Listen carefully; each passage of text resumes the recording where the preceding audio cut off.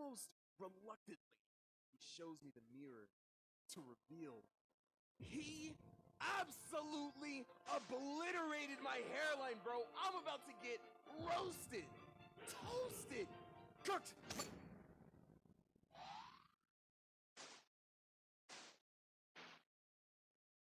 Ah, man, this one hurts to tell. Of all the stories on my channel, this one hurt me the most. Didn't you literally get beat in this one? I'm chilling in the living room of my grandparents' house, and my granddad walks in and tells me and my brother that we need to get ready for haircuts because we had church the next day. My granddad is a pastor, and as the pastor's children, it is essential for my brother and I to be the freshest kids in the sanctuary.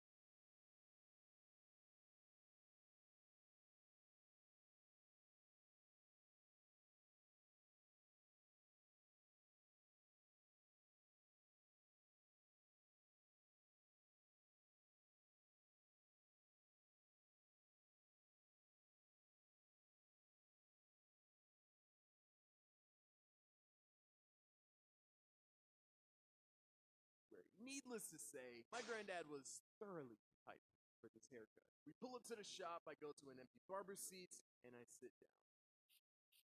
Hey, yo, I think I'm high enough. Nope. Oh, okay. And he starts the haircut. Now this was before the dreads. I had a low cut, no waves, no fade, just the classic buzz cut hairstyle that every black male in existence had as a kid. So all I needed was to get my hair trimmed and lined. I repeat, trimmed and lined. I relay that information to the barber, and he goes to town.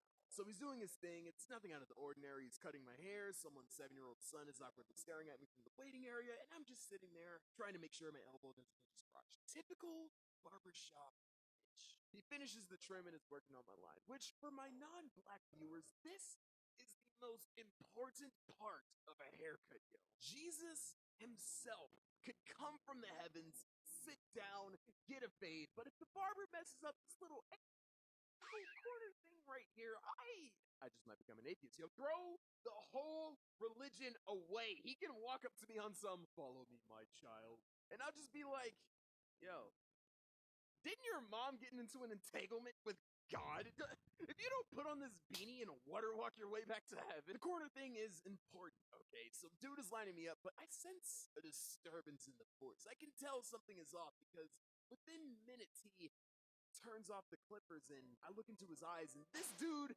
is squinting. His forehead is drenched in sweat, and then he lifts his hand and does this.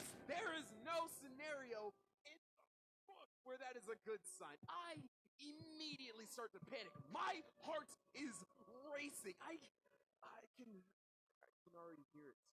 The sounds of the relentless roast coming from my classmates. And let me tell you, those traumatic sounds will fill every classroom I step in for at least a week. But I think he senses my worry because shortly after he tells me, hey, I was just making sure your line was even. I give him the benefit of the doubt and calm down. Maybe I was tripping. Maybe this dude isn't a bad barber, but just a perfectionist. He continues the haircut, but then I realize something. This guy has been lining my whole head at a constant pace, but for some reason, since he's reached my right temple, he hasn't moved on. Like, he's been cutting this area of my head for a little too long, but before I can even mention it, he lowers the chair, turns off the clippers, and pauses. Like he was thinking or something, and then, almost reluctantly, he shows me the mirror to reveal he absolutely obliterated my hairline, bro. I'm about to get roasted, toasted, cooked. I want you to think about a tragedy, Pearl Harbor. You got it? Now look at my hairline. Not that much of a difference. How does one do this? I look into the mirror and I don't even recognize myself. This is not a joke. This is serious. Just like Pearl Harbor. Look at the pain in my eyes, okay? And then he hits me with the, how does it look? But before I can even answer that stupid question, he starts he starts brushing my hair and doing the whole spraying thing. How are you going to mess me up? And then start grooming me like you snapped, man. He even got the little razor It started doing the fine details on my line, yo. Oh my god. Why? I should have let him know what I thought of that haircut. How it made me feel. So he could think about it for years and years to come. Just yeah. Whoa.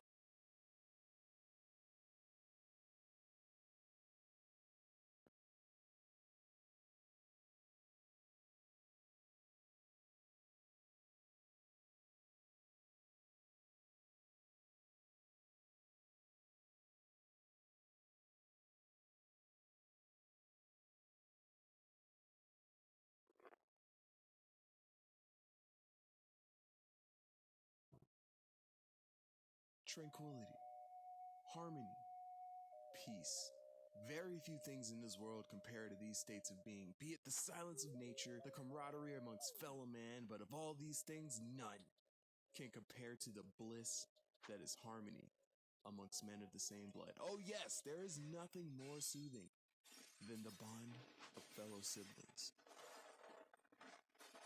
I would like to introduce you guys to my younger brother, who I love and adore, but I'm fairly certain if we were any animal besides human, we would be something like two monkeys of different species in two different jungles on opposite sides of the planet. We are two very different people having almost little to nothing in common. The thing about my brother is he gets mad quite easily, and when the often occurrence of him getting upset happens, it happens. Meaning he goes from an innocent and happy child to an actual supervillain with years of pure rage and apathy towards like everything built up inside. Just one look into his eyes can give you the willpower to just like bite directly into an onion or something. I made a much edgier joke, but I took it out when I was editing the script. Anyway, the look in his eyes is just pure evil.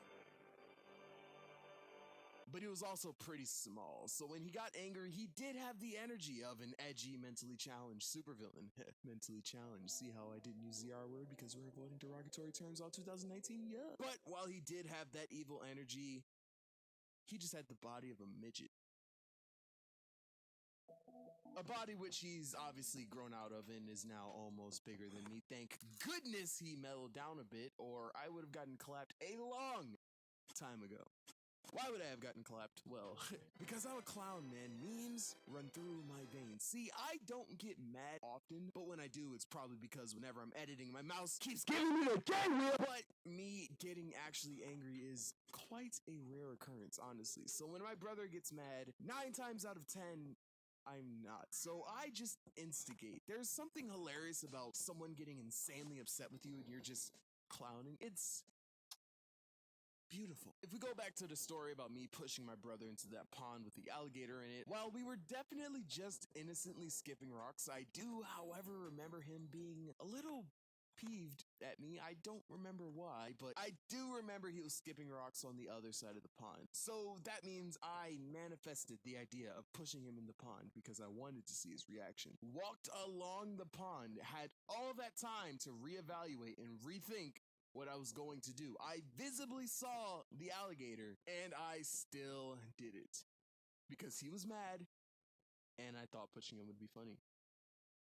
And it was. So fast forward a couple years and we're upstairs doing laundry on the bed. My brother was once again mad at me for some reason that I do not remember. But I had fully grown out of the instigating phase. This was around the time I made my first huge step into disciplining myself to chase my dreams. I had posted my first couple of videos on my channel and I was focused and began really conditioning myself for the long and hard journey that I had ahead of me. I was a completely different person than I was back then.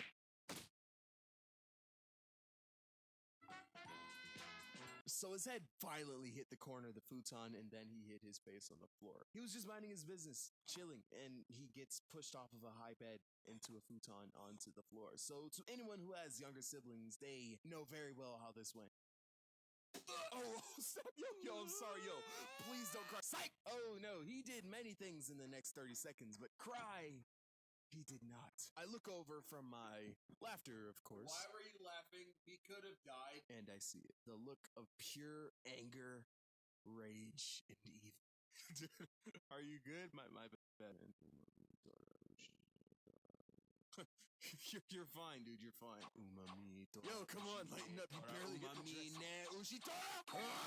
Yo, relax. It was just a joke. The pain you have inflicted on me will now be repaid 10 times over. Bro, back up. Calm down. It was just a joke. Mom. Prepare yourself, brother, for I will unleash the wrath of 1,000 souls on your frail human body. Mom. Your death will be a short one. Mom. Will rinse my wounds with your body and use your ashes as exfoliant. Mom! Have you ever gotten into a fist fight with your younger brother? Like an actual fight, going blow for blow, fully intending to connect violent hits. It's kind of sad because the same child you grew up with is now on the receiving end of wrath you wouldn't even wish upon your closest of friends. Have you ever lost a fight to your younger sibling? Man, you beat the brakes off me. I just wasn't ready for the sheer strength and rage that he unleashed upon my poor body. And that's not even the worst part. Just to flex, he finished it off like this. I was dazed and on the ground, and I thought it was over, so I sat up and turned around, and no, this black screen isn't me being lazy and not wanting to animate. Well, kind of, but this is exactly what I saw at the moment that he did something to me that I will never forget. What the heck? Is that a light? Am I dead? No, that's the dresser right there. Is something on my head? I then realized that the light that I had seen was not the light that you see when you near the gates of death. Oh no. This was much worse. It was a hole in a pair of someone's dirty underwear. This man is not human. Not only did he beat the snot out of a guy nearly twice his size at the time, but then he proceeded to excellently burn the message of this altercation into his opponent's brain. Like, what do you do after someone beats the snot out of you and puts dirty underwear on your head while you're down? There's no topping that. There's no walking away from that. Bravo. But yo, happy birthday to my younger brother, man. Don't get it twisted, though. I'll still fold you. You just caught me off guard.